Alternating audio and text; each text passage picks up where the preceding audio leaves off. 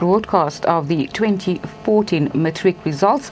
Moments ago, we spoke to Basic Education Minister Angie Motshekga, who announced the national pass rate at 75.8% for 2014, and that pass rate down from 78.2% in 2013. Gauteng, of course, the best performing province, followed by the Northwest, the Free State, and then the Western Cape. Now, with me in the studio is Professor Gravett from the University of Johannesburg, just to give us a sense of what these results mean, just a bit of more analysis. Professor Gravett, thank you for joining us. Your reaction to the results?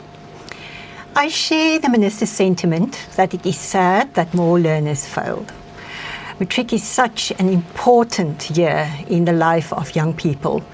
So for a learner to fail is devastating. So without a doubt, I feel sorry for those learners. However, it is the first time that CAPS is being implemented, and many of us expected that this would definitely impact on the results this year. There were many unknown factors. Some of the exam papers were structured in a different way, and all of that contributed to the decline in the overall pass rate. Do you think that it was a more difficult exam than the 2013 exam? If you look at the Umalusi analysis, you will see that definitely in some papers the cognitive demands were higher, without a doubt. Also, of course, as was mentioned by the Minister, maths specifically, the demands were much higher. Also in physical sciences, the depth that was required through the CAPS curriculum is much more deeper. Learning was required of learners. Do you think that the results is a true reflection of the class of 2014? Because as the minister just spoke moments ago about the fact that they did not stop, they stopped teachers from holding back pupils who they thought would have failed in grade 12 in the grade 11 at the grade 11 stage. So yes, I think this definitely also played a role, that often schools hold learners back in grade 11 because of the pressure on schools to perform well in grade 12. So, you know, we often say that they cull learners in grade 11. Now, of course, schools will argue that you do a learner also a disservice to allow that learner to move to grade 12. But as the Minister said, some of those learners passed.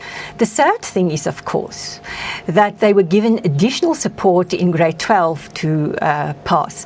That support should have been given throughout the schooling system, because your grade 12 results reflect basically 12 years of schooling, not only what happens in grade 12. Any significance in the fact that Gauteng is the top performing province, and that it's been shifted around a bit from 2013.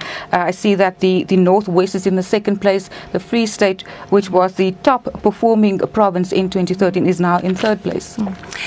Well, Gauteng is a province without rural areas that it serves, and we know it is more difficult educationally in many of the rural areas, and it's often also linked in the rural areas to low socioeconomic circumstances and to poverty, and we shouldn't underestimate the impact of those issues on educational attainment. So one would expect that a province such as Gauteng would do well. But we must also say that a lot of effort in terms of support to schools was given in Gauteng, particularly to underperforming schools, and as we saw earlier in the camps that were available also in Gauteng. So Gauteng did a lot also to support the learners. Professor Gravett there from the University of Johannesburg, thank you for your time.